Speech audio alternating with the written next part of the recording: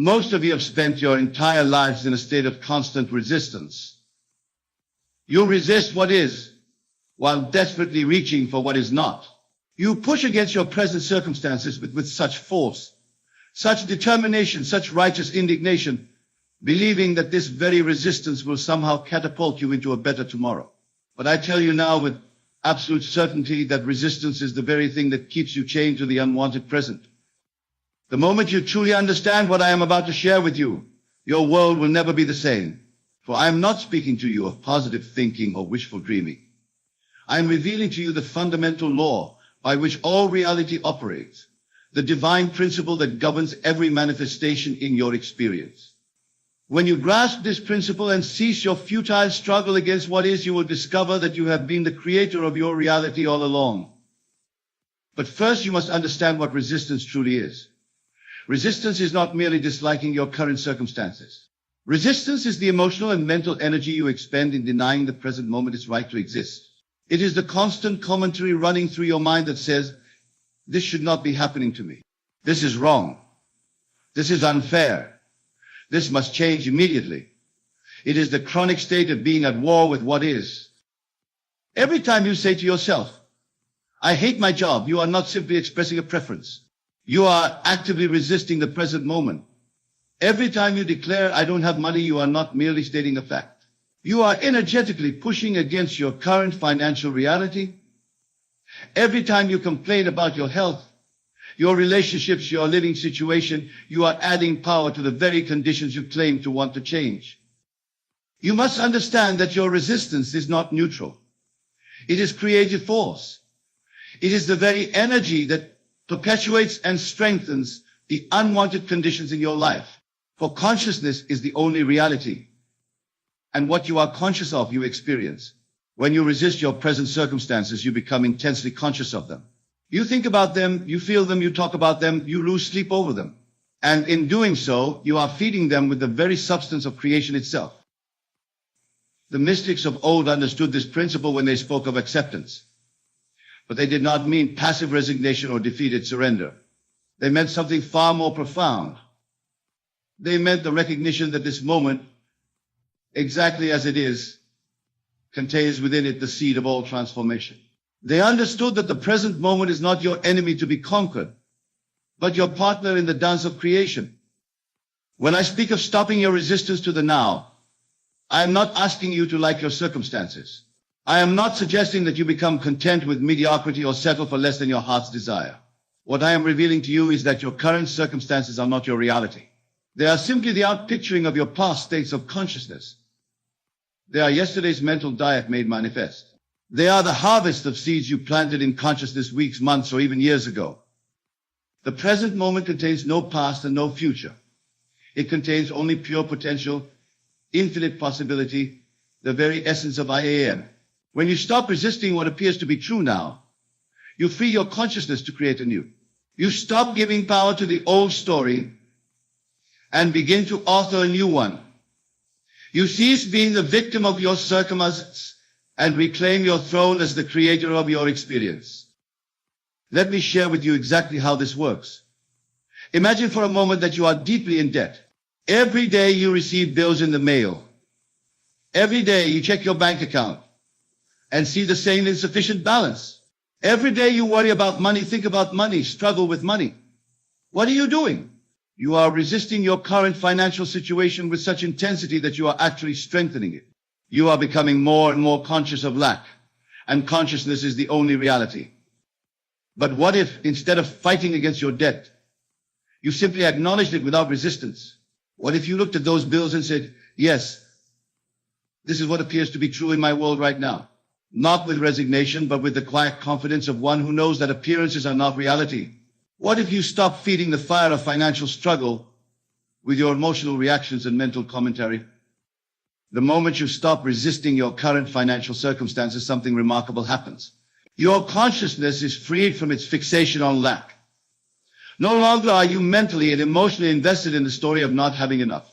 No longer are you giving creative power to poverty consciousness. You have stepped out of the old pattern and created space for something new to emerge. This is where the real work begins. For having ceased your resistance to what is, you now have the opportunity to consciously choose what will be. You can now deliberately assume the feeling of already having the financial freedom you desire. You can now live from the consciousness of abundance rather than the consciousness of lack. You can now author a new story from the blank page of the present moment. But understand this clearly, you cannot successfully assume a new state of consciousness while simultaneously resisting your current circumstances. It is impossible to feel wealthy while hating your poverty. It is impossible to experience health while fighting your illness. It is impossible to know love while resisting your loneliness. The two states of consciousness cannot coexist in the same moment. This is why so many of your attempts at manifestation have failed. You have tried to create from a divided consciousness. You have attempted to plant seeds of abundance in soil poisoned by resistance to lack. You have sought to build your dream house on a foundation of rejection of your current address. It cannot be done. Creation requires a unified consciousness, a single-pointed focus, an undivided heart. When you cease your resistance to the present moment, you discover something that will astound you. You discover that the present moment has no opinions about itself. It does not insist on being permanent. It does not fight to maintain itself. It simply is, and then it passes away, making room for the next moment to unfold. The present moment is infinitely flexible, endlessly creative, completely responsive to consciousness. Your resistance is what makes your circumstances appear solid and unchangeable. Your resistance is what creates the illusion that you are stuck, trapped, powerless to alter your experience. But the moment you withdraw your resistance, you discover that your circumstances are as fluid, as water, as malleable as clay in the hands of a master sculptor. They are not your master, you are their creator. I want you to understand something that will revolutionize your entire approach to life. Your circumstances are never the cause of your experience. Your consciousness is the cause, and your circumstances are the effect. This means that changing your circumstances is not about manipulating the external world. It is about transforming your internal world, your consciousness, your state of being. When you resist your present circumstances, you are trying to change the effect while leaving the cause intact. It is like looking in a mirror and trying to change your reflection by manipulating the mirror. The only way to change your reflection is to change yourself. The only way to change your circumstances is to change your consciousness. But here is what most people do not understand. You cannot change your consciousness while resisting your present experience.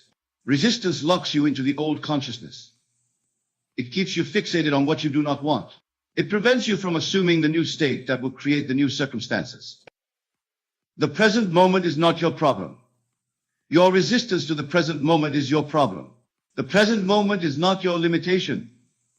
Your resistance to the present moment is your limitation. The present moment is not your enemy. Your resistance to the present moment is your enemy. When you truly grasp this principle, you will see your entire life differently. You will understand that every challenging circumstance, every unwanted condition, every difficult situation is not a punishment or a mistake. It is an invitation to stop resisting and start creating consciously. It is life asking you to remember who you really are and to reclaim your power as the creator of your experience. Let me take you deeper into this understanding. When you resist the present moment, you are essentially saying to the universe, you got it wrong. This moment should be different than it is. But the universe does not make mistakes. Every moment unfolds in perfect response to consciousness. Your present circumstances are the perfect outpicturing of your past states of consciousness. They are not random, they are not accidents, they are not punishments. They are the faithful mirror of your inner world. This is why resistance is so futile. You are fighting against the perfect reflection of your own consciousness. You are arguing with your own creation. You are at war with yourself. And in any war with yourself, you can only lose. But when you cease your resistance, something miraculous occurs. You stop being at war with yourself and begin to work with yourself. You stop fighting your own reflection and begin to change what creates the reflection. You stop being the victim of your circumstances and begin to be the conscious creator of new circumstances. The key to understanding this principle lies in recognizing the difference between acknowledgement and resistance. Acknowledgement says, this is what appears to be true right now. Resistance says, this should not be true right now. Acknowledgement is neutral, peaceful, accepting of what is. Resistance is charged, emotional, fighting against what is. When you acknowledge your present circumstances without resistance, you are not giving up or giving in. You are simply stepping out of the old pattern of struggle. You are refusing to feed the unwanted conditions with your emotional and mental energy. You are withdrawing your creative power from the old story and making it available for the creation of a new story. This is what the ancient wisdom meant when it spoke of surrender. Not the surrender of death, but the surrender of struggle. Not giving up on your dreams, but giving up the belief that fighting against what is will somehow create what you want. Not accepting less than you deserve, but accepting the present moment as the perfect starting point for creating what you do deserve. The present moment asks nothing of you except your presence. It does not require your approval or your resistance. It simply invites you to be here now, fully conscious and awake. And when you accept this invitation, when you show up fully to what is, you discover that the present moment is not a prison but a doorway. Not a limitation but a possibility. Not an ending but a beginning. Think about this for a moment. Every great transformation in your life has begun with acceptance of where you were. Every positive change has started with the recognition of what was true in that moment. You cannot go from here to there without first being honestly and completely here. You cannot create something new without first acknowledging what currently exists. This is why resistance is such a barrier to transformation. It keeps you from being fully present to what is. And without full presence to what is, you cannot consciously create what will be. Resistance scatters your consciousness, divides your attention, fragments your creative power. It makes you mentally and emotionally unavailable for the work of conscious creation. But when you stop resisting, your consciousness becomes unified, focused, available. You are no longer fighting a war on two fronts, trying to push away what you do not want, while simultaneously reaching for what you do want.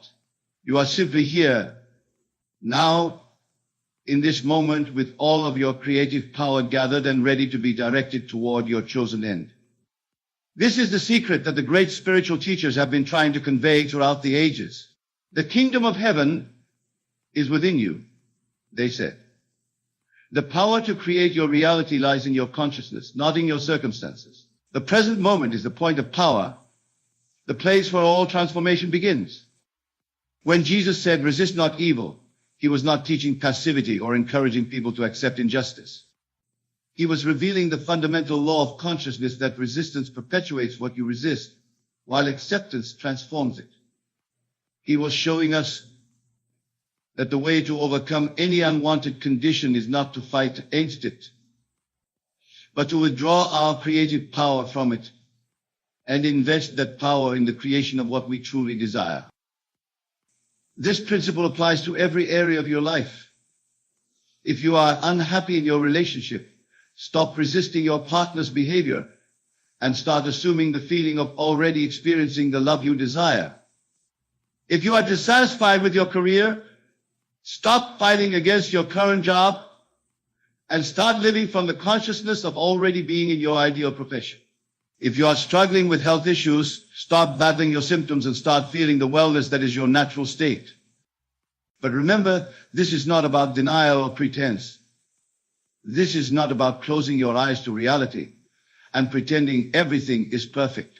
This is about understanding what reality truly is. Reality is not your circumstances. Reality is consciousness. Your circumstances are simply the carried out picturing of consciousness. They are not permanent. They are not solid. They are not unchangeable.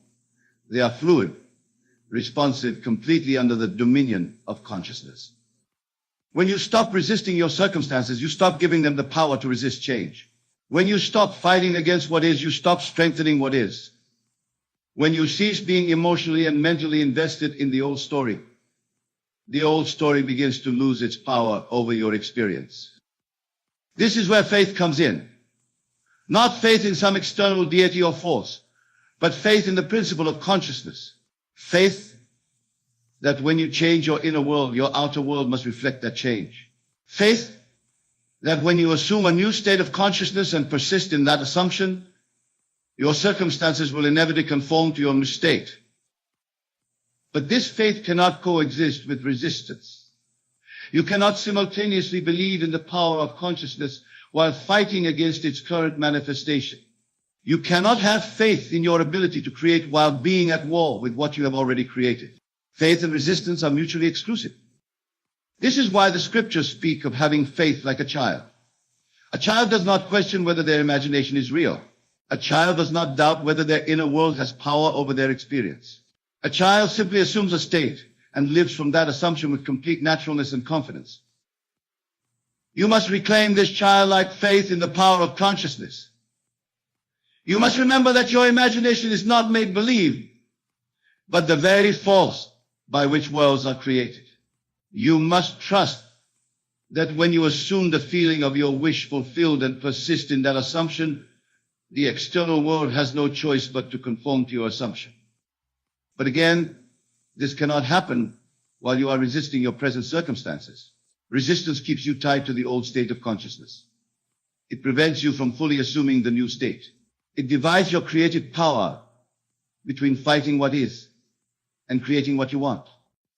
The moment you stop resisting, all of your creative power becomes available for the work of conscious creation. You are no longer spending energy maintaining the old story through your emotional reactions and mental commentary. You are free to invest all of that energy in the assumption of your new story. This is what I mean when I say there is no reality shift until you stop resisting the now. As long as you are fighting against your present circumstances, you are locked into the consciousness that created those circumstances. You are perpetuating the old story with your resistance. You are strengthening the very conditions you claim to want to change. But the moment you withdraw your resistance, you step into the realm of infinite possibility. You become available for transformation. You open the door for consciousness to create anew. You remember that you are not the victim of your circumstances, but the author of your experience. Let me share with you a practical approach to implementing this principle in your daily life. Begin each day by consciously choosing not to resist what appears in your experience. When you wake up and remember your challenges, instead of automatically going into resistance mode, simply acknowledge what appears to be true without fighting against it. If you are facing financial difficulties, instead of spending your morning worrying about money and complaining about your situation, simply acknowledge that this is what appears to be true in your world right now. Do not feed it with emotional reactions. Do not strengthen it with mental commentary. Simply observe it as you would observe clouds passing across the sky. Then, having withdrawn your creative power from the old story, consciously assume the feeling of already having the financial freedom you desire. Feel what it would be like to wake up each morning knowing that all of your needs are abundantly met. Assume the consciousness of wealth rather than the consciousness of lack. If you are struggling with health issues, instead of spending your day focused on symptoms and limitations, simply acknowledge that this is what appears true about your body right now. Do not resist it. Do not fight it. Do not give it power through your emotional reactions. Then assume the feeling of perfect health and vitality. Feel yourself strong, energetic, radiant with wellness. If you are lonely and longing for love, instead of feeling sorry for yourself and complaining about your isolation, simply acknowledge that this is your current experience without fighting against it. Then assume the feeling of being deeply loved and cherished. Feel yourself surrounded by love, appreciated, valued, adored. The key is to make this a practice, not just an occasional attempt when you remember. Make it your default response to any unwanted condition. First, acknowledge without resistance. Then, assume the new state of consciousness. This is the rhythm of conscious creation. Acknowledge what is. Assume what you want to be. As you practice this principle, you will begin to notice something remarkable. Your circumstances will begin to shift in ways that seem almost magical. Opportunities will appear. People will show up. Conditions will align to support your new state of consciousness. What seemed impossible while you were in resistance will become natural and effortless as you learn to work with consciousness rather than against it. But understand that this is not magic. This is law. This is the fundamental principle by which reality operates. Consciousness is the only reality, and your external world is simply the faithful mirror of your internal world. When you change your consciousness, your world must change. It has no choice. It is law. The great teachers throughout history have all pointed to this same truth. They have used different words, different metaphors, different approaches, but they have all been revealing the same fundamental principle, that you are the creator of your reality, and your creative power lies in consciousness, not in circumstances. Buddha spoke of the end of suffering through the cessation of resistance. He taught that suffering comes not from circumstances themselves, but from our attachment to wanting things to be different than they are. When we stop resisting what is, suffering ends, and we become available for enlightenment. Jesus demonstrated this principle in his entire ministry. He never fought against external conditions.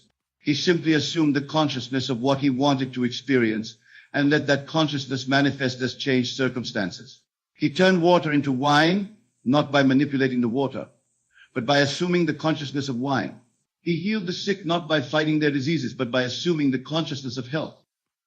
The ancient Hermetic teachings speak of this as the principle of correspondence, as above, so below, as within, so without. Your external world corresponds to your internal world. Change the inner and the outer must follow. But you cannot change the inner while resisting the outer. Every mystical tradition has recognized this truth in its own way. The Hindus speak of Maya, the illusion of the external world.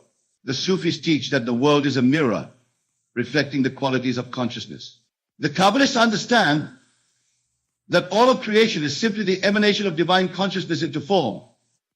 But you do not need to study these traditions to understand this principle. You need only observe your own experience with clear eyes.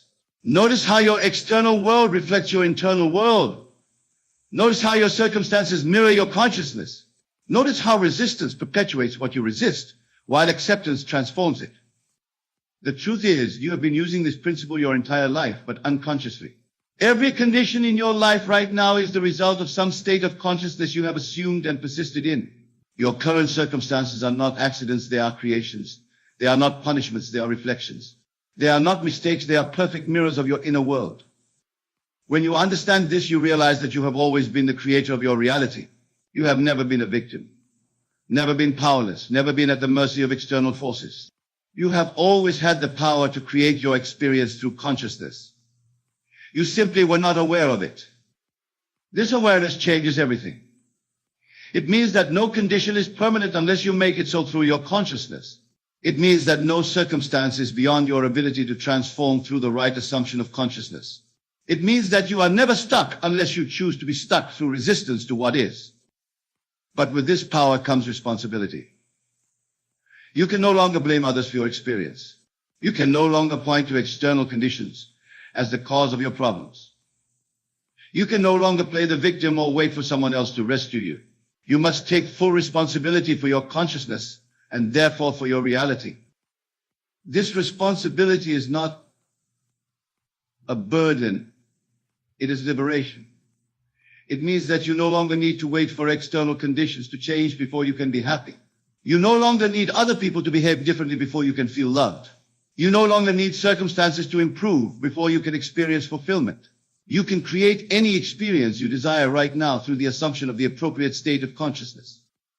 But again, this cannot happen while you are resisting your present experience. Resistance keeps you locked in victim consciousness. It maintains the illusion that you are at the mercy of external forces.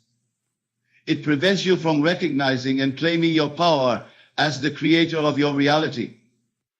The moment you stop resisting what is, you step into creator consciousness. You remember who you really are. You reclaim your throne as the author of your experience. You become consciously creative rather than unconsciously reactive. This is the great awakening that is available to every human being. This is the remembering that transforms victims into creators, problems into possibilities, limitations into launching pads. This is the recognition that changes everything, that consciousness is the only reality, and you are consciousness itself. When you fully embrace this truth, when you stop resisting the now and start creating consciously, you will discover that reality is far more fluid and responsive than you ever imagined. You will find that the world is not a fixed, solid, unchangeable thing, but a living, breathing, constantly transforming reflection of consciousness. You will realize that every moment is a new opportunity to create. Every breath is a chance to assume a new state. Every day is a blank canvas on which you can paint the masterpiece of your chosen life. You will understand that limitation is not a fact but a choice, that problems are not permanent but temporary outpicturings of consciousness, that miracles are not violations of natural law, but the natural result of elevated consciousness. This is your birthright. This is your nature. This is who you really are, the conscious creator of your reality, the author of your experience, the artist of your life. Stop resisting the now and remember, stop fighting what is and create what you want. Stop being the victim of your circumstances and become the master of your consciousness. The time for resistance is over. The time for conscious creation has begun. The time to remember who you truly are is now. There is no reality shift until you stop resisting the now. But the moment you do, all things become possible, all dreams become attainable, all desires become manifest. This is the truth that will set you free. Not free from your circumstances, but free to create new circumstances. Not free from responsibility, but free to take responsibility for your creative power. Not free from life, but free to live life as the conscious creator you were born to be. The choice is yours and the power is within you. Stop resisting and start creating. The reality you desire is waiting for your assumption. The life you dream of is waiting for your consciousness. The transformation you seek is waiting for your acceptance of this moment as the perfect starting point for all creation. There is no reality shift until you stop resisting the now. But when you do, when you finally cease your futile struggle against what is and begin to consciously create what will be, you will discover that you have always been the one you were waiting for, the power you were seeking, the miracle you were hoping for. The kingdom of heaven is within you, and the time to enter it is now. The world you perceive around you is not separate from you, but a reflection of your inner state. Your consciousness is the only reality, and what you hold in your mind and heart manifests in your experience. This is the fundamental principle that underpins all creation, including what we commonly refer as luck. Now you might be thinking, but Neville, I've seen people who seem naturally who effortlessly effort good fortune. How can this be if luck is a state of consciousness? To this I say, look closer. Those who appear naturally lucky are often those who consciously or unconsciously have aligned their inner state with the very essence of good fortune. They expect good things to happen to them.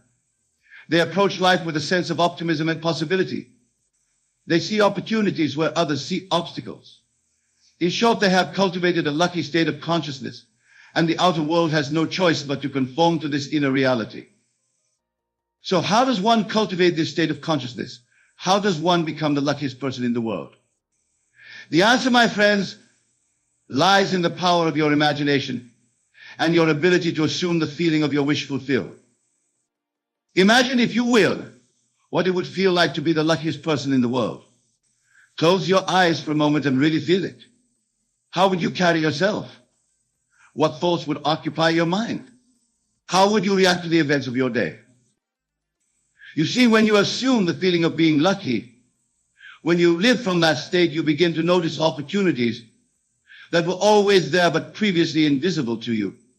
You become more open to synchronicities and coincidences that seem to work in your favor. You start to make decisions from a place of confidence and expectation of positive outcomes. This is not mere positive thinking or wishful daydreaming. This is the deliberate use of your imagination to reshape your consciousness and consequently your reality. Remember, your imagination or the fantasy spinning machine is the very workshop wherein your world is created. Now let us delve deeper into the practical application of this principle. To be the luckiest person in the world, you must first redefine what luck means to you. Is it financial abundance, harmonious relationships, perfect health, exciting opportunities? Whatever it may be, you must create a clear mental image of what being lucky looks like in your life.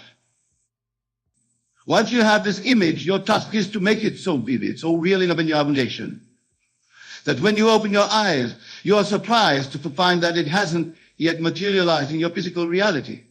This is the art of living from the end, experiencing in your imagination the fulfillment of your desire with such intensity that it becomes your dominant mental state.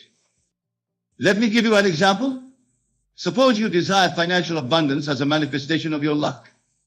Instead of anxiously worrying about bills or constantly affirming that money will come to you, you must assume the state of already being financially abundant. In your imagination, feel the relief and joy of having more than enough money. Experience the freedom of being able to buy what you want when you want it. Feel the satisfaction of being generous with your wealth. Make this imaginal act so real that you can almost feel the crisp bills in your hand or see the impressive figures in your bank account. As you practice this, you'll notice a shift in your consciousness. You'll begin to feel more relaxed about money. You'll start to notice financial opportunities that you might have overlooked before. You'll make decisions from a place of abundance rather than scarcity. And gradually your outer world will reshape itself to match this new inner reality. But remember, my dear friends, this practice is not about forcing or straining. It's about allowing yourself to feel the naturalness of your desired state. The luckiest person in the world doesn't constantly think about being lucky, they simply are. They live from that state effortlessly, naturally, as if it were the most normal thing in the world. Now, some of you might be thinking, but Neville, what about hard work and effort? Surely luck isn't everything. And to this I say, inspired action is indeed a crucial part of manifestation. But this action comes from a different place than mere toil and struggle. When you truly embody the state of being the luckiest person in the world, you'll find yourself naturally inspired to take actions that align with this state. These actions won't feel like hard work. They'll feel joyful, exciting, almost effortless. You'll be in the flow, so to speak, riding the wave of your good fortune. This is the difference between working hard to become lucky and taking inspired action because you are lucky.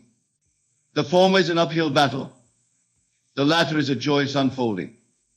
Choose the latter, my friends, and watch as the universe conspires to support your every move. Now let us address a common misconception about luck. Many believe that to be lucky means to have everything go your way all the time. But this is not the case. The truly lucky person is not one who never faces challenges, but one who sees every experience, whether perceived as positive or negative, as an opportunity for growth and advancement.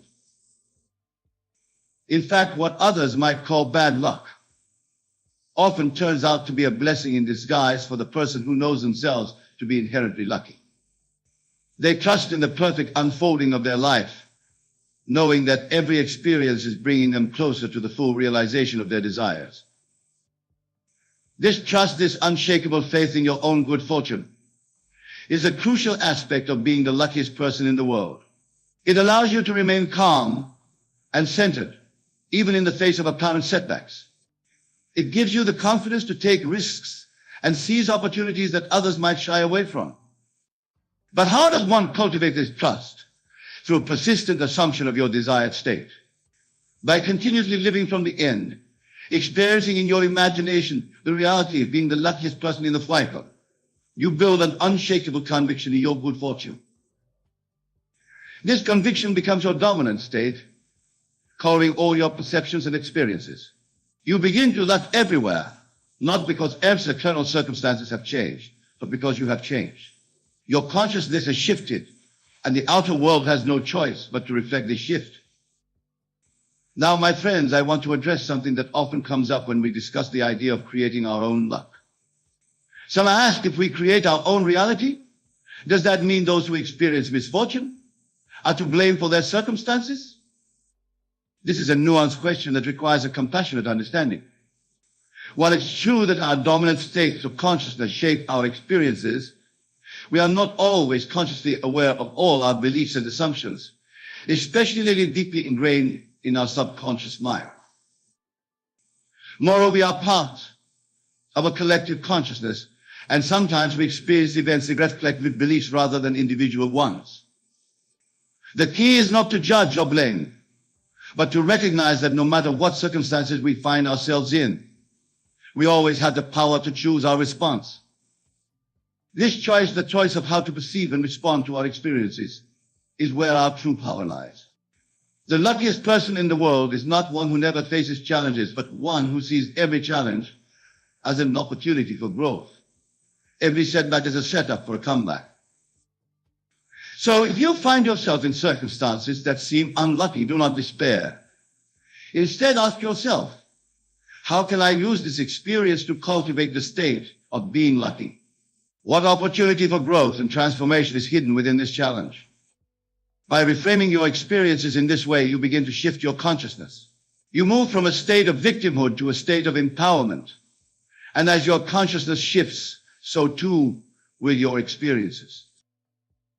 Now let us delve deeper into the practical aspects of embodying the state of being the luckiest person in the world. One powerful practice is to start your day by assuming this state. As soon as you wake up, before you engage with the outside world, take a few moments to feel the reality of being incredibly lucky. Feel the excitement of knowing that wonderful opportunities await you.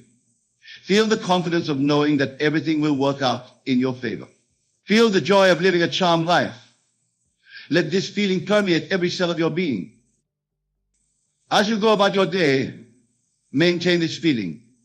When you interact with others, do so from the state of being lucky. When you make decisions, make them from this state. When challenges arise, face them from this state. You'll be amazed at how this simple practice can transform your day. You'll start to notice synchronicities and fortuitous events. You'll find yourself in the right place at the right time. Opportunities will seem to fall into your lap. This is not coincidence. This is the outer world conforming to your inner state. Another powerful practice is to review your day through the lens of luck before you go to sleep. Reflect on all the ways in which you were lucky that day. Even seemingly small things, finding a parking spot easily, receiving a compliment, enjoying a delicious meal, can be seen as manifestations of your luck. By focusing on these experiences of luck, you reinforce the state of being lucky in your consciousness. You're essentially telling your subconscious mind, this is who I am. I am the luckiest person in the world. And your subconscious mind, being the faithful servant that it is, will work tirelessly to make this statement a reality. Now, some of you might be wondering, but Neville, what if I don't feel lucky? What if my current circumstances seem to contradict the idea that I'm the luckiest person in the world? This, my friends, is where the real work begins. This is where you must exercise your faith in your imagination. Remember, your imagination is more real than the world of physical senses. What you imagine and feel to be true is more powerful than what your physical senses report. So even if your current circumstances seem unlucky, you have the power to imagine and feel a different reality. This is not about denying your current experiences, but about choosing which experiences you give your attention and emotional energy to. By consistently focusing on and feeling the reality of being lucky, despite any seeming contradictions in your physical world, you begin to shift your state of consciousness. And as your consciousness shifts, your experiences must follow suit. Think of it like tuning a radio. Just as you tune into different frequencies to receive different stations, you can tune your consciousness to different states to experience different qualities. By persistently tuning into the frequency of luck and good fortune, you begin to receive experiences that match this frequency. Now let's address another important aspect of being the luckiest person in the world, gratitude. Gratitude is not just a pleasant emotion, it is a powerful creative force. When you're grateful, you're essentially saying to the universe, thank you for this, and please send more. The luckiest person in the world is deeply grateful for everything in their life. Not just the big obvious blessings, but also the small, everyday miracles that we often take for granted. They're grateful for the air they breathe, for the ground beneath their feet, for the ability to think and feel and experience life. This attitude of gratitude creates a positive feedback loop. The more grateful you are, the more you notice things to be grateful for. The more you notice these things, the luckier you feel. The luckier you feel, the more fortunate experiences you attract. It's a beautiful, self-perpetuating cycle of good fortune. So make gratitude a daily practice. Each morning when you wake up, And each night before you go to sleep, take a few moments to count your blessings. Feel the genuine emotion of thankfulness for all that is good in your life. And don't just be grateful for what you met for what's coming, for the desires that are in shares be. This practice of being grateful in advance is another way of living from the end. It reinforces your assumption of being the luckiest person in the world. It aligns your consciousness with the reality of your fulfilled invite. Now, my dear friends, as we continue our exploration of how to be the luckiest person in the world, I want to touch upon the concept of detachment. This might seem counterintuitive at first. After all, if you want to be lucky, shouldn't you be intensely focused on and attached to that desire? But here's a paradox. True manifestation comes from the place of detachment. When you're overly attached to a specific outcome, when you're anxiously wondering when and how your luck will manifest, you're actually pushing it away. You're operating from a state of lack, of not having, which contradicts the state of being lucky. The luckiest person in the world doesn't wonder when their luck will come. They know they are already lucky. They trust in the perfect unfolding of their life. They're detached from specific outcomes because they know that whatever comes their way is for their highest good. This detachment doesn't mean indifference. It means trusting so completely in your good fortune that you relax and enjoy the journey until everything is working out perfectly for you. It's the confident expectation of a child on Christmas Eve, excited for the gifts to come, but not anxious or doubtful. Cultivating this state of relaxed confidence is key to being the luckiest person in the world. It allows you to be open to possibilities that you might not have considered. It enables you to recognize opportunities that you might have overlooked if you were fixated on a particular outcome. So how does one cultivate this state of detached expectation? Through regular practice of your imaginal acts. By consistently assuming the feeling of being lucky, by living from that state in your imagination, you build an unshakable confidence in your good fortune. This confidence allows you to relax, to let go of the how and the when. You know that your luck is assured, so you can release the anxiety and the need to control. And ironically, it's in this state of relaxed allowing that your luck often manifests most powerfully. Now let's discuss another crucial aspect of being the luckiest person in the world, your self-concept. Your self-concept is the collection of beliefs you hold about yourself. It's your idea of who you are. And it's this self-concept that determines the experiences you allow into your life. If deep down you believe you're unlucky or undeserving of good fortune, you'll subconsciously block or sabotage lucky experiences. On the other hand, if you truly see yourself as lucky, as deserving of good things, you'll naturally attract and those fortunate experiences into your life. So a key part of becoming the luckiest person in the world is revising your self-concept. You must see yourself as inherently lucky, as someone for whom things always work out well. This isn't about arrogance or entitlement. It's about aligning your self-concept with the truth of your divine nature. Remember, you are a creative being, made in the image of the divine creator.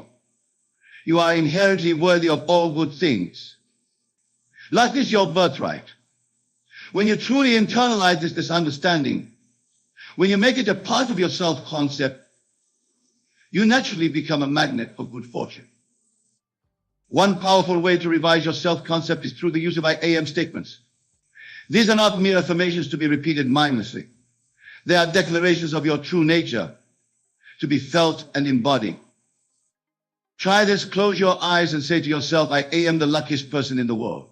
Say it not as something you hope to be true, but as a statement of fact. Feel the truth of it in every cell of your body. Let it resonate in your very being. As you practice this, you may notice resistance coming up. Old beliefs of unworthiness or bad luck might surface. Don't fight these thoughts. Simply observe them, thank them for their past service, and gently return to your I am statement. Remember, what you resist persists, but what you embrace and integrate loses its power over you. Now, my friends, I want to address a question that often arises when we discuss creating our own luck. Some ask, if I focus on being lucky, am I being selfish? Shouldn't I be more concerned with helping others? To this, I say, becoming the luckiest person in the world is the most selfless thing you can do. When you embody this state of good fortune, when you live from this consciousness, you naturally uplift everyone around you. Think about it when you're feeling lucky. When everything is going well for you, aren't you more generous, more kind, more patient with others? Don't you have more to give, both materially and energetically? Your good fortune overflows and touches the lives of everyone you encounter. Moreover, by demonstrating that it's possible to create your own luck, you inspire others to do the same. You become a living example of the potential that exists within each of us to shape our reality. In this way, your personal transformation becomes a catalyst for collective evolution. So never feel guilty about focusing on your own good fortune. Know that as you elevate yourself, you elevate the world. As you become luckier, you create a field of lucky possibilities for others to step into. Now let's explore another important aspect of being the luckiest person in the world, the concept of divine timing. Often when people try to manifest luck or good fortune, they become impatient. They want everything to happen immediately. And when it doesn't, they lose faith. But the truly lucky person understands and trusts in divine timing. They know that everything happens at the perfect moment, even if that moment isn't always clear to their human understanding. This trust in divine timing comes from a deep knowing that the universe is always working in your favor. It's the understanding that sometimes what seems a delay or a detour is actually the universe setting up the perfect conditions for your desire to manifest in the best possible way. When you trust in divine timing, you release the anxiety and frustration that comes from trying to force things to happen on your timeline. So you allow yourself to relax into the perfect unfolding of your good fortune. And ironically, it's often when you release this need for immediate results that things start manifesting more quickly and easily. So how does one cultivate this trust in divine timing? Through persistence in your assumption. By consistently living from the state of being the luckiest person in the world. Regardless of appearances, you build an unshakable faith in the perfect unfolding of your life. This persistence doesn't mean constantly thinking about being lucky or obsessing over when your luck will manifest. It means maintaining the feeling of being lucky, the state of consciousness of someone whose life is charmed, even as you go about your daily activities. It's like planting a seed. Once you plant the seed, you don't dig it up every day to check if it's growing. You trust in the natural process of growth. You continue to water it and provide the right conditions, knowing that in due time it will sprout and flourish. Similarly, once you plant the seed of being the luckiest person in the world in your consciousness, you must have faith in the process. Continue to nurture it with your attention and emotion, but release the anxiety about when or how it will fully manifest. Now, my dear friends, as we near the end of our discussion, I want to emphasize the things of taking inspired action. While the inner work of imagination and assumption is crucial, it must be paired with outer action for full manifestation of your luck. However, this action comes from a different place than conventional goal setting or striving. It comes from a place of alignment with your assumed state of being the luckiest person in the world. When you truly live from this state, you'll find yourself naturally inspired to take actions that align with your good fortune. These inspired actions often feel effortless and joyful. They may not always make logical sense to your rational being, but they will feel right way on a deeper level. Trust these inspirations. Act on them promptly and decisively. Remember, you're not taking action to make yourself lucky. You're taking action because, as the luckiest person in the world, this is simply what you would naturally do. This subtle shift in perspective makes up the difference. As we conclude, I want to remind you of the immense power you hold within you. You are not at the mercy of chance or circumstance. You are the creator of your reality, the author of your fortune. Your focus, your imagination, your assumptions shape the world you experience. Choose wisely what you give your attention to. Cultivate thoughts and feelings that align with being the luckiest person in the world. Live from that state, assuming the feeling of your wish to practice gratitude, revive your self-concept, trust in divine timing, and take inspired action. And above all, persist in your assumption. Persist in your faith. Persist in your faith. You are indeed the luckiest person in the world.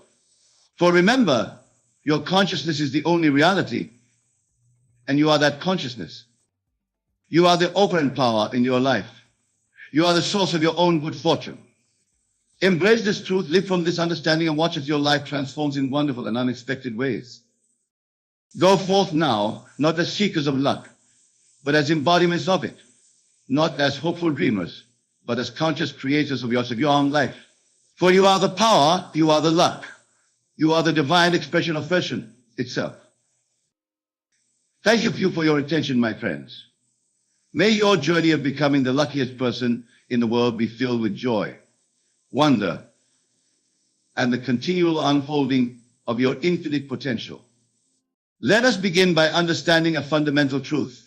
Your imagination is the God within you. It is not some fanciful faculty for daydreaming or escaping reality. No, your imagination is the very workshop wherein you forge the template of your life experiences. Everything you see in your world began as a mere thought, a seed planted in the fertile soil of your mind. And just as a tiny acorn contains within it the blueprint for a mighty oak tree, so too does your imagination hold the blueprint for the grandest vision of Yori. But how, you may ask, can mere imagination bring about tangible results in the physical world? The answer lies in the nature of reality itself. You see, the world of Caesar, as I often call it, the world of physical matter and apparent solidity, is but a shadow play, a reflection of a deeper, more fundamental reality. And that reality, my dear friends, is consciousness itself. Consciousness is the only reality. Everything else, every object, every circumstance, every event, is a manifestation of consciousness. And you, in your truest essence, are that pure consciousness, that awareness that precedes all form. You are not a mere mortal being, limited by the apparent constraints of time and space. You are the eternal I Am, the divine presence that speaks worlds into existence. Now, let this sink in for a moment. Feel the weight of this truth. You are not separate from the creative power of the universe. You are one with it. You are it. The same force that ignites stars and orchestrates the dance of galaxies is the very force that beats your heart and fires the synapses in your brain. And this force is directed by your assumptions, your beliefs, and most potently, by your imagination. So when I say you can achieve anything, I am not speaking of some external power granting your wishes. I am speaking of you, the real Yo-I Am presence within you, shaping the malleable substance of existence according to your imaginal acts. For make no mistake, every imaginal act is a creative act. There is no division between the world within and the world without. They are one and the same. Let me share with you a principle that once grasped will revolutionize your approach to life and achievement. It is the principle of the wish fulfilled. Most people in this world live in a state of wanting, of yearning, of striving towards their desires. But this very state of wanting perpetuates the experience of lack. For to want something is to declare its absence, and the universe, being the perfect mirror that it is, will continue to reflect back to you that state of wanting. Instead, I urge you to adopt the state of the wish fulfilled. Do not wish for your desire. Instead, assume the feeling of the wish fulfilled. Feel as you would feel if your desire were already a present fact. For in truth, in the realm of infinite possibilities, where all time is simultaneous, your desire is already fulfilled. Your task is not to make it happen, but to align your consciousness with that reality where it has already happened. This, my friends, is the art of revision. It is the power to rewrite not only your future, but your past and your present. For time as you perceive it is but an illusion, a construct of the human mind. In the eternal now, all possibilities exist simultaneously. By revising an event, by reimagining a circumstance, you are not changing what was, but rather, you are selecting a different version of reality from the infinite array of possibilities. Let me give you an example to illustrate this point. Suppose you have a desire for financial abundance, but your current reality seems to be one of lack and limitation. The conventional approach would be to work harder, to strive and struggle against your circumstances.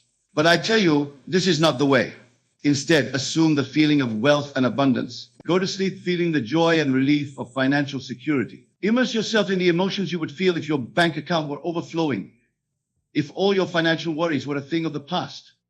Do this with feeling, with conviction, and watch as the world rearranges itself to match your new assumption. Opportunities will appear as if by magic. Resources will flow to you in unexpected ways. For you see, you are not creating these opportunities and resources. They have always existed in the infinite field of possibilities. By assuming the state of the wish fulfilled, you are tuning your consciousness to the frequency where these possibilities become your experienced reality. Now, some of you may be thinking, but Neville, I've tried positive thinking before. I've attempted to visualize my goals, but nothing changed to this. I say, you have not yet fully grasped the power of your imagination. Mere positive thinking or casual visualization is not enough. You must enter fully into the state of the wish fulfilled. You must live from that state, breathe from that state, move through your days from that state.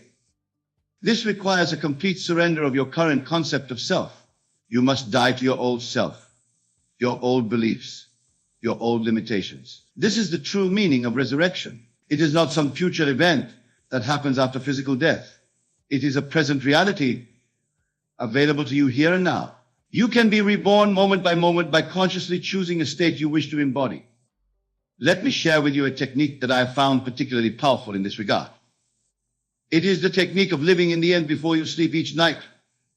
Create a scene in your imagination that implies the fulfillment of your desire. Make it as vivid and as real as you possibly can. Engage all your senses. If your desire is for a loving relationship, feel the embrace of your beloved. Hear their words of affection. Smell their familiar scent.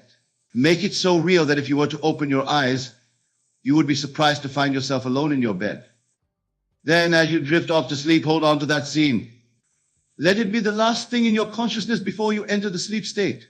For in sleep, your conscious mind relaxes its hold and your subconscious mind becomes receptive to intuition. By impressing upon your subconscious the feeling of your wish fulfilled, you are planting a seed that must, by the very laws of mind, grow into your experienced reality. But remember, this is not a one-time event. You must persist in your assumption. You must live each day from the state of the wish fulfilled. This doesn't mean you ignore your current circumstances or neglect your daily responsibilities. Rather, it means that you overlay upon your daily activities the feeling tone of your desire fulfilled. You move through your day with the inner knowing that your desire is already a fact, even if your physical senses have not yet caught up with this new reality. Now let us address a common stumbling block on this path of conscious creation.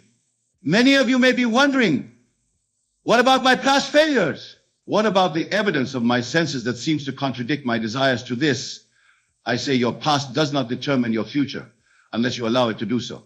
Your senses do not show you reality, they show you a reflection of your past assumptions and beliefs. Remember, consciousness is the only reality.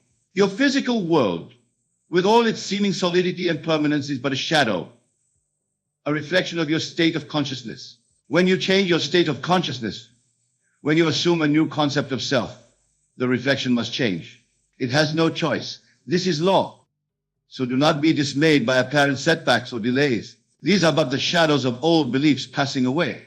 Keep your focus on your inner world, on the feeling of the wish fulfilled. For it is your inner world that shapes your outer world, not the other way around.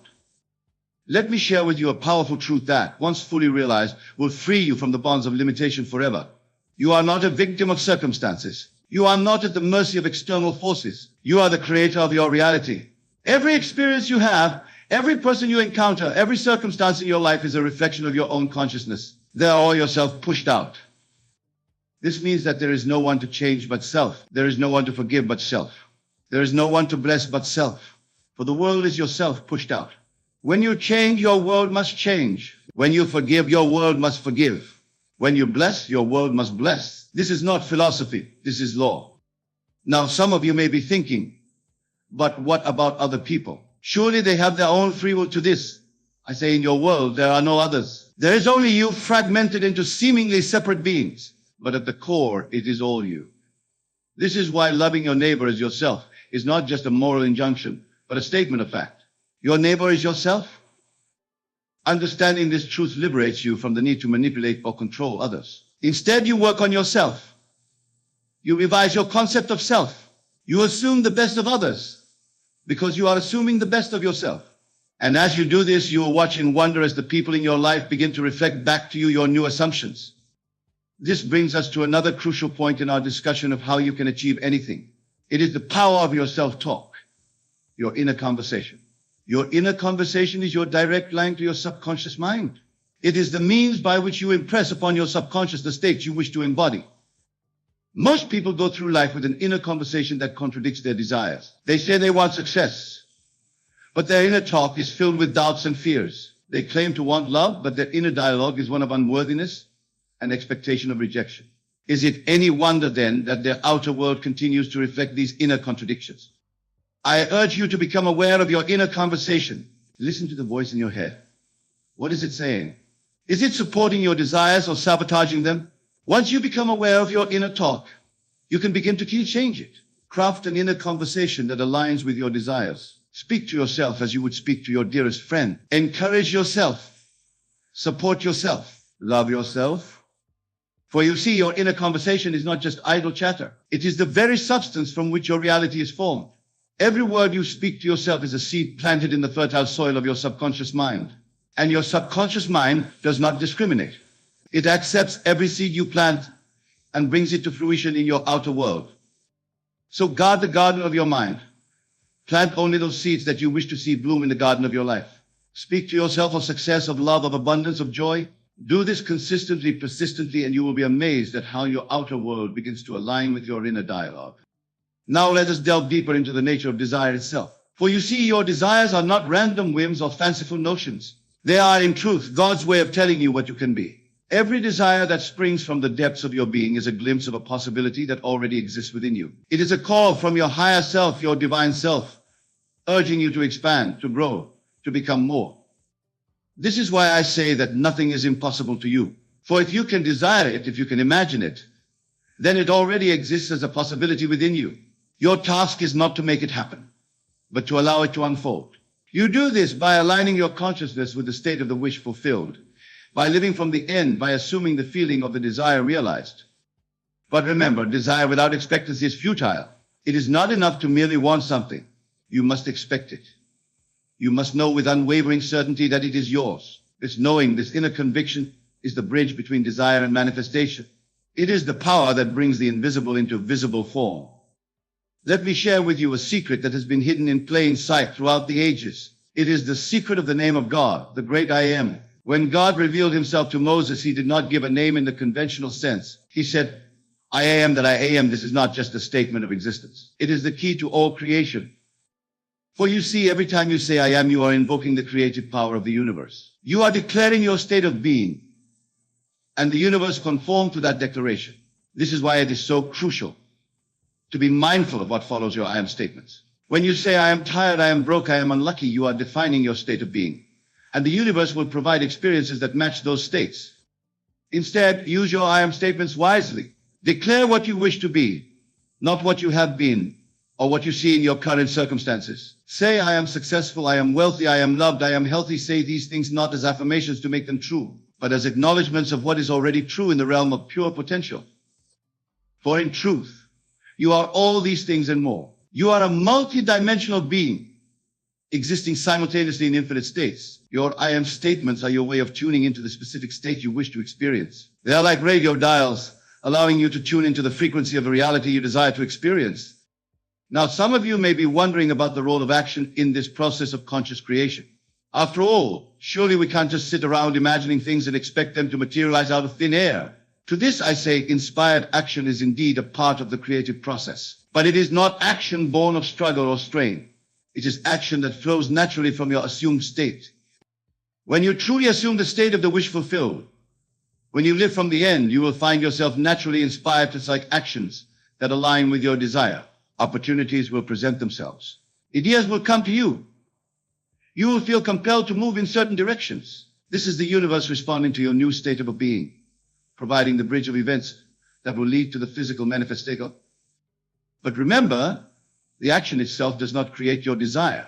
The action is simply the outer expression of the inner change that has already taken place. This is why it's futile to take action from a state of lack or desperation. Such action is born of fear and will only perpetuate the state of lack. Instead, assume the state of your wish fulfilled and then act from that state. Your actions will then be imbued with the power of your assumption, and they will be far more effective in bringing about your desired results. Let us now turn our attention to a concept that is often misunderstood but is crucial to your ability to achieve anything you desire. It is the concept of faith. Most people think of faith as a blind belief in something unseen. a hope for something that may or may not come to pass. But I tell you, true faith is far more powerful than this. True faith is the evidence of things not seen. It is the substance of things hoped for. In other words, faith is not hoping for something to happen. Faith is knowing that it has already happened, even if your physical senses have not yet caught up with this reality. Faith is living from the end, feeling the reality of your desire fulfilled, even when your outer world shows no evidence of it. This kind of faith moves mountains. It parts seas. It transforms lives. For you see, when you have this kind of faith, you are aligning yourself with the creative power of the universe. You are declaring your oneness with the source of all creation. And in this state of alignment, of oneness, all things become possible. But how does one cultivate this kind of faith? It begins with understanding the nature of your true self. You are not your body. You are not your circumstances. You are not your past experiences or your future expectations. You are pure awareness, pure consciousness, the I am presence that is one with the creative power of the universe. When you truly grasp this truth, when you feel it in the very core of your being, faith becomes natural. For how can you doubt when you know that you are one with the source of all creation? How can you fear when you understand that you are the operant power, the divine creative force shaping your reality? This faith, this knowing, is the foundation upon which you can build the life of your dreams. It is the rock upon which you can stand firm, even when the storms of life rage around you, for you know with unshakable certainty that you are the master of your fate, the captain of your soul. Now, let us address a question that often or one begins to grasp the power of conscious creation. What about the seemingly random events in life? What about accidents, illnesses, or global events that seem beyond our control? To this I say, there are no accidents in a universe governed by law. Every experience, every event is a reflection of consciousness. This doesn't mean that you consciously chose every experience in your life. Much of what you experience is the result of your habitual thoughts and beliefs, many of which operate below the level of conscious awareness. But the good news is, once you become aware of this, you can begin to consciously choose your state of being, and thus your experiences. Even in the face of global events or circumstances that seem beyond your control, you always have the power to choose your response. You have the power to choose the meaning you give to events, and in doing so, you are choosing the reality you will experience. Remember, the outer world is a reflection of your inner world. When you change your inner world, your perception and experience of the outer world must change. This is why two people can face the same external circumstance and have completely different experiences. It's not the circumstance itself that determines your experience, but your state of consciousness. This brings us to another powerful tool in your arsenal of conscious creation, the power of revision. Revision is not merely thinking positively about the future. It is actively reimagining past events in a way that serves your desired state of being. For you see, the past only exists in your memory. And memory, like all aspects of consciousness, is fluid and changeable. When you revise a past event, you are not denying what happened. Rather, you are choosing to focus on and embody a different version of that event, one that aligns with your desired state of being. As you do this, you will find that your present circumstances begin to shift to align with your revised past. This may seem impossible from a linear time perspective, but remember, time as you perceive it is an illusion. In the realm of consciousness, all time is simultaneous. By revising the past, you are not changing what was, but rather, you are selecting a different version of reality from the infinite array of possibilities. Let me give you a practical example of how this works. Suppose you had a difficult interaction with a colleague at work. Instead of replaying the negative interaction in your mind, revise it. Reimagine the interaction going smoothly and positively. Feel the relief and satisfaction of this revised interaction. Do this with feeling, with conviction. As you persist in this revised version, you will notice changes in your relationship with this colleague. They may suddenly become more friendly, more cooperative. You may find yourself responding to them differently, creating a new dynamic in your relationship. This is the power of revision at work. But revision is not limited to recent events. You can revise any aspect of your past, no matter how distant. If you have a belief that stems from childhood experiences, revise those experiences. Reimagine your childhood as supportive, loving, abundant. Feel the emotion of growing up in such an environment. As you do this, you will find your present circumstances beginning to reflect this new past. Now, some of you may be wondering about the ethical implications of this power. You may be asking, if I can achieve anything, does that mean I can manipulate others or cause harm to this? I say, when you truly understand the law of conscious creation, you realize that harming others is harming yourself. For there is no other, There is only the one consciousness, fragmented into seemingly separate beings. When you operate from this understanding, your desires naturally align with the highest good for all. For you recognize that what blesses one blesses all. What harms one harms all. This is the true meaning of love your neighbor as yourself. It is not a moral injunction, but a statement of fact. Your neighbor is yourself. Moreover, you cannot effectively use this law to override another's free will. Each being is a unique expression of the divine with their own path and their own choices. What you can do is assume the best in others, see the divine in them, and watch as they rise to meet your assumption. This brings us to another crucial aspect of conscious creation: detachment. Many people, when they first learn about the law of assumption, try to control every aspect of their manifestation. They become attached to specific outcomes, specific people, specific timelines. But this attachment often creates resistance and blocks the natural flow of manifestation. Instead, I urge you to focus on the essence of your desire, the feeling state of your wish fulfilled, and then detach from the specifics of how it will come about. Trust in the infinite intelligence of the universe to bring about your desire in ways that may surprise and delight you. This detachment is not indifference. It is not giving up on your desire. Rather, it is a deep trust in the perfect unfolding of your manifestation. It is the knowing that what is yours cannot miss you, and what misses you was not yours. Detachment allows you to remain open to possibilities you may not have considered. It allows the universe to work on your behalf in ways that your limited human perspective may not be able to conceive. It is the difference between trying to control the river's flow and simply stepping into the current and allowing it to carry you to your destination. Now let us address a common concern that arises when people begin to work with the law of conscious creation. Many worry about the time it takes for their desires to manifest in the physical world. They become impatient, constantly looking for signs of their manifestation, and in doing so, they often create more resistance. To this I say, time is a construct of the human mind. In the realm of pure consciousness, where all creation takes place, there is no time. All possibilities exist simultaneously. When you truly assume the state of the wish fulfilled, when you live from the end, you have already received your desire. The time it takes for this to reflect in your physical reality is irrelevant. Moreover, this apparent time delay is often a blessing. It allows for the bridge of events to form, for circumstances to arrange themselves in a way that makes the manifestation of your desire feel natural and harmonious. Trust in this process. Know that everything is working out perfectly, even if you can't yet see the full picture. Remember, the feeling of the wish fulfilled is your aim. Once you have that feeling, once you are living from that state, you have already achieved your desire in the only place that truly matters, in consciousness. The outer manifestation is merely the shadow, the reflection of this inner reality. As we near the conclusion of our discussion, I want to emphasize a point that is often overlooked, but is crucial to your ability to achieve anything you desire. It is the importance of gratitude. Gratitude is not merely a polite response to receiving something. It is a powerful creative force. When you cultivate an attitude of gratitude, you are aligning yourself with the abundance of the universe. You are declaring to the universe that you are ready and willing to receive more. For you see, the universe operates on the principle of like attracts like. When you are grateful, you attract more experiences that will evoke gratitude. Moreover, gratitude keeps you in the state of the wish fulfilled. When you are truly grateful, you are not yearning or wanting. You are in a state of having, of abundance, and from this state, you naturally attract more abundance into your life. So cultivate gratitude not just for what you have already received, but for what is on its way to you. Give thanks for your desires as if they have already manifested. Feel the gratitude you would feel if your wish were already fulfilled. This is another powerful way of living from the end, of assuming the state of the wish fulfilled. In conclusion, my dear friends, let me remind you once again of the profound truth we have explored today. You can indeed achieve anything.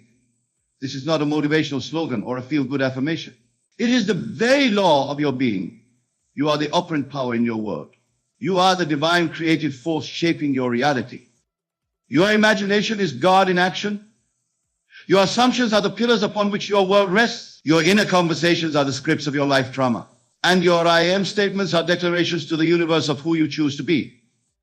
Remember, the world you see around you is nothing more than yourself pushed out. Change yourself, and your world must change. There is no one to change but self. There is no one to forgive but self. There is no one to bless but self. Live from the state of the wish fulfilled. Feel the reality of your desire now. Know that what you seek is seeking you. Trust in the perfect unfolding of your manifestation. Detach from the specifics and focus on the essence of your desire. Cultivate unwavering faith, not in some external power, but in the creative power of your own consciousness. Revise your past, reimagine your present, and watch as your future unfolds in miraculous ways. And above all, be grateful. Be grateful for what you have, for what is coming, for the infinite potential that resides within you. For you are far more powerful than you have ever imagined. You are the creator of your reality, the author of your life story. So go forth, my friends, with this knowledge burning brightly in your hearts. Know that you can achieve anything you can imagine, for imagination is the God within you, and with God all things are possible. The world is yours to shape, to mold, to create. You are limited only by your assumptions about what is possible.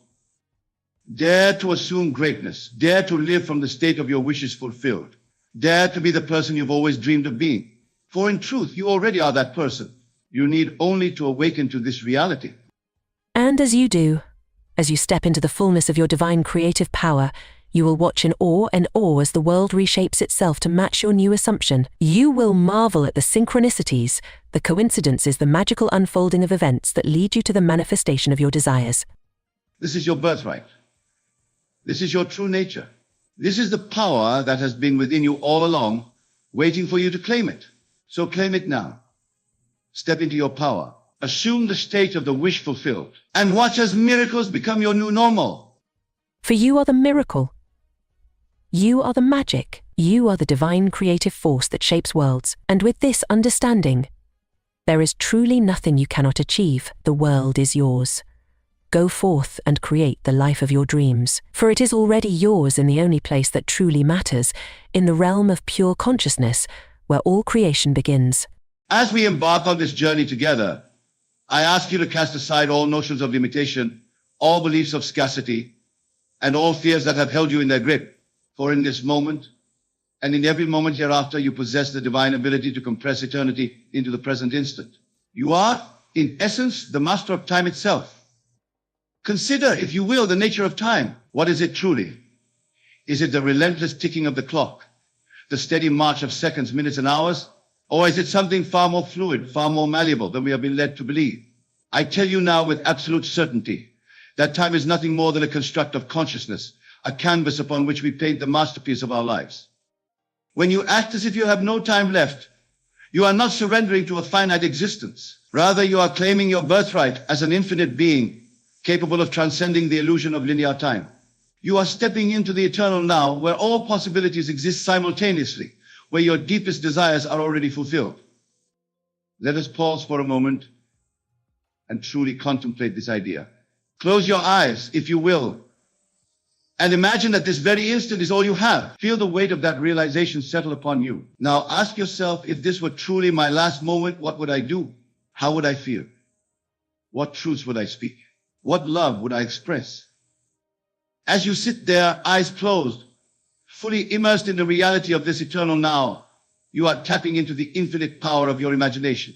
You are, at this very moment, breaking free from the shackles of past regrets and future anxieties. For what is imagination if not the very substance of eternity, the evidence of reality is not yet seen in the world of Caesar? Now open your eyes and look around you. The world may appear unchanged, but I assure you, a profound shift has occurred within you. You have, for a brief moment, lived in the compression of time. You have experienced the intensity and clarity that comes when we shed the illusion of endless tomorrows. But let us not be content with mere glimpses of this timeless state. The art of acting as if you have no time left requires consistent practice, unwavering focus, and a willingness to live with an intensity that may at first seem overwhelming. It demands that you maintain the urgency of your last moment, not just in quiet contemplation, but in every waking instant of your day. Imagine, if you will, a man who truly understands that his time is limited. He does not procrastinate. He does not waste precious moments on trivial matters. He speaks his truth boldly, loves deeply, creates passionately. How does this man carry himself? How does he interact with others? How does he approach his goals and dreams? This man, my friends, moves through the world with a sense of purpose that is palpable. He doesn't wait for the right time to pursue his passions. He understands that now is the only time there is. He doesn't hold back his love or his forgiveness, for he knows that each interaction could be his last. He creates with abandon, pouring his entire being into his work, for he understands that his creations are his legacy. This man is not living in fear of death. On the contrary, he is more alive than ever before. By embracing the finite nature of his physical existence, he has tapped into the infinite nature of his consciousness. He has compressed eternity into each moment, and in doing so, he has discovered the secret to truly living. Now, some of you may be thinking, but Neville, if I act as if I have no time left, won't I become anxious or desperate? Won't I neglect my responsibilities in a mad rush to live life to the fullest? These are natural concerns, born from a misunderstanding of what it truly means to live, as if you have no time left. You see, acting as if you have no time left is not about frantically trying to cram a lifetime of experiences into each day. It's not about neglecting your duties or living recklessly. It's about bringing a new level of awareness, of presence to each moment of your life. It's about recognizing the preciousness of time and using it wisely in alignment with your highest purpose. When you truly embody this state of timelessness, you find that you naturally prioritize what's truly important. You stop putting off your dreams for some mythical future date. You cease engaging in petty conflicts or holding on to grudges. You begin to live from your highest self, expressing your divine nature in each thought, word, and deed.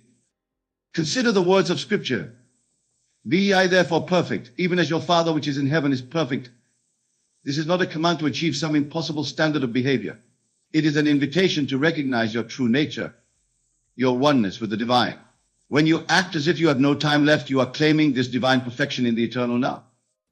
But how, you may ask, does one begin this practice? How does one act as if they have no time left in a world that seems designed to distract and delay? The answer, my dear friends, lies in the power of your wonderful human imagination. Your imagination is the very bridge between time and eternity, the tool by which you can collapse life into moments. Begin by selecting a scene, a short, simple scene that embodies the life you would live if you truly had no time left. Perhaps it's a scene of you boldly declaring your love to someone you've admired from afar. Maybe it's the feeling of satisfaction as you put the final touches on your life's work. Or it could be the peace you feel as you forgive someone who has wronged you, knowing that life is too short for resentment. Now, enter that scene in your imagination. Do not merely visualize it as if watching a movie. Step into it. Be the protagonist in this drama of your creation. Feel the urgency, the clarity, the aliveness that comes with knowing this could be your final act. Make it as real and as vivid as you possibly can. And most importantly, feel the emotion, the intensity, the passion, the love that this compressed moment brings you. Repeat this imaginal act night after night, day after day. Let it be the last thing you experience before drifting off to sleep, and the first thing you return to upon waking. Live in this state as often as you can, for in doing so, you are collapsing time. You are acting as if you have no time left. As you persist in this practice, you will begin to notice profound shifts in your outer world. You may find yourself naturally taking bold actions that you previously would have postponed. You may notice a new depth in your relationships as you express your true feelings without hesitation. You may discover wells of creativity and productivity that you never knew you possessed. These changes, my friends, are not coincidences. They are the natural result of your shift in consciousness. They are the physical manifestation of your new understanding of time and your place within it. Do not question them. Do not doubt them. Simply accept them with gratitude, knowing that they are confirmation of the truth you have accepted in your imagination. But what of those moments when the old habits of procrastination and delay creep back in? What of those times when the world of Caesar seems to demand that you put off your dreams, that you wait for a bees? This, beloved, is where your resolve is tested and strengthened. Remember, the outer world is a shadow, a reflection of past states of consciousness. It takes time for this shadow to fully align with your new state of being. During this period of transition, you must stand firm in your conviction. You must persist in your assumption that now is the only time you have to. When you feel yourself slipping back into old patterns, do not fight it. Do not resist it. Simply observe it, acknowledge it, and then gently return to the feeling of timeless urgency. Remind yourself that your imagination is the reality and that the word of Caesar must conform to it in due time. For it is written, the vision has its own appointed hour, it ripens, it will flower. If it be long, then wait, for it is sure, and it will not be late. As you continue to act as if you have no time left, you will find that your entire being begins to shift. Your thoughts naturally align with purposeful action. Your words carry the weight of truth and immediacy. Your actions spring from a place of clarity and conviction. You no longer wait for the perfect moment.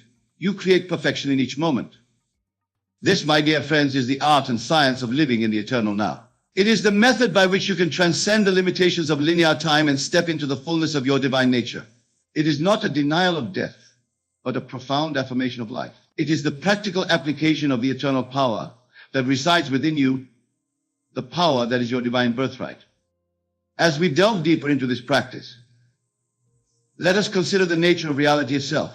In the world of Caesar, reality appears fixed and unyielding, a solid construct that we must navigate with caution.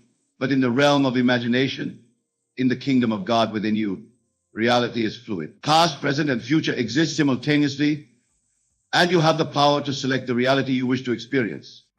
When you act as if you have no time left, you are essentially stepping out of the illusion of fixed reality and into the fluid reality of imagination. You are selecting from the infinite possibilities that exist, the reality that aligns with your highest self. And as you dwell in that reality in your imagination, compressing eternity into each moment, you draw it into your physical experience. Consider the words of Scripture. In the twinkling of an eye, we shall all be changed. This is not a prophecy about some future event. It is a profound truth about the nature of consciousness. In the instant that you shift your awareness, in the moment that you decide to live, as if you have no time left, you are changed. And as you change, the world around you must change to reflect your new state of being. But my beloved listeners, I must caution you. This power is not to be used frivolously or for the harm of others. For in harming others, you only harm yourself. Remember, in the timeless reality of your true self, there is no other. We are all one, all expressions of the same divine consciousness. Therefore, use this power wisely for the betterment of all. As you practice acting as if you have no time left, you may find that your priorities begin to shift. What once seemed important may lose its urgency. What you thought you wanted may pale in comparison to the deep callings of your soul that now demand expression. This is natural and beautiful. It is a sign of your expanding consciousness, your growing awareness of what truly matters in the eternal now. Embrace these shifts.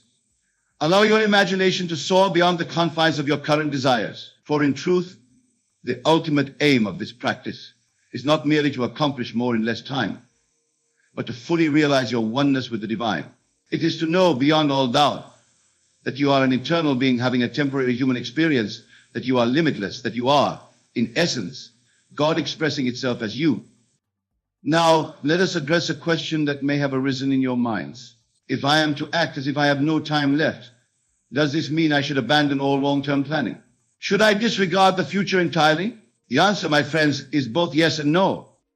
You see, abandoning long-term planning in the conventional sense is not the same as acting as if you have no time left. To truly embody this state requires a shift in consciousness so profound that your relationship with the future itself is transformed. You do not ignore the future, you bring it into the present through the power of your imagination. Imagine, if you will, a great artist working on their masterpiece. They do not fret about whether they will finish the work. They do not constantly check the clock or worry about running out of work time.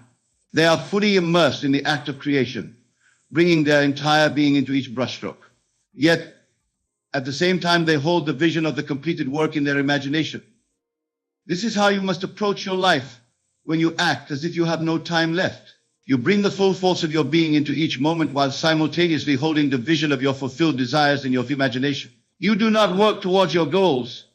You live from the state of their fulfillment now. As you practice this, you will find that your relationship with time itself begins to change. What once felt like a limited resource to be carefully rationed now becomes an abundant wellspring of possibility. For you understand that in the eternal now, there is time for everything that truly matters. But remember, my dear friends, this is not about cramming more activities into each day.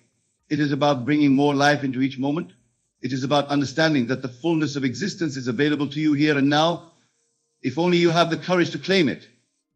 Now, let us delve deeper into the practical aspects of this practice. How does one maintain this state of timeless urgency throughout the day, amidst the demands and distractions of daily life? The key lies in cultivating a new habit of thought, a new way of perceiving and interacting with the world around you. Begin each day by immersing yourself in the feeling of timelessness. Before you open your eyes in the morning, spend a few moments in the eternal now, feeling the urgency and aliveness that comes from knowing this day could be your last. Let this feeling permeate your entire being so that you carry it with you as you rise and begin your day. As you go about your daily activities, continuously remind yourself of the preciousness of each moment. When faced with a decision, ask yourself, if this were my last day on earth, what would I choose? This simple question can shift your perspective dramatically, allowing you to approach situations from a place of clarity and purpose, rather than habit or fear. Practice gratitude for each moment, not from a place of scarcity, but from a place of abundance. Be thankful not for what you hope to experience in the future, but for what you are experiencing now. This attitude of gratitude aligns you with the frequency of the eternal now, drawing more reasons to be grateful into your life. Watch your words carefully, for they are powerful creators. Speak as if each word could be your last. Eliminate phrases of postponement or delay from your vocabulary. Instead of saying, I'll do it tomorrow, say, I choose to do this now. Instead of saying, I'm waiting for the right time, say, now is the right time. Choose them as if they were your last. In your interactions with others, bring a new level of presence and authenticity. Listen as if it were the last time you would hear their voice. Speak your truth as if it were your final opportunity to do so. Love as if this moment were all you had. For in truth, this moment is all you ever have.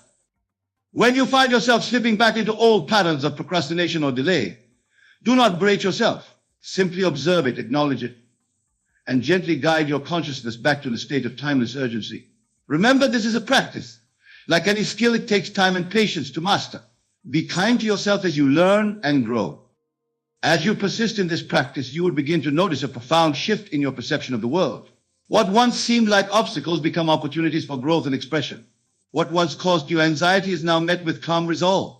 You will find yourself naturally taking inspired action, effortlessly moving towards the realization of your deepest desires. But here, my beloved listeners, is where many stumble. As they begin to see the fruits of their new state of consciousness manifesting in the physical world, they become excited and impatient. They start to wonder how much time it will take for their desires to fully manifest. They look for signs and try to figure out the how and when of their manifestations. In doing so, they slip out of the timeless now and back into the linear thinking of past and future. This is a crucial point in your journey. When you begin to see your life transforming, when you notice the world rearranging itself to accommodate your new reality, you must hold steady in your assumption. Do not be moved by appearances.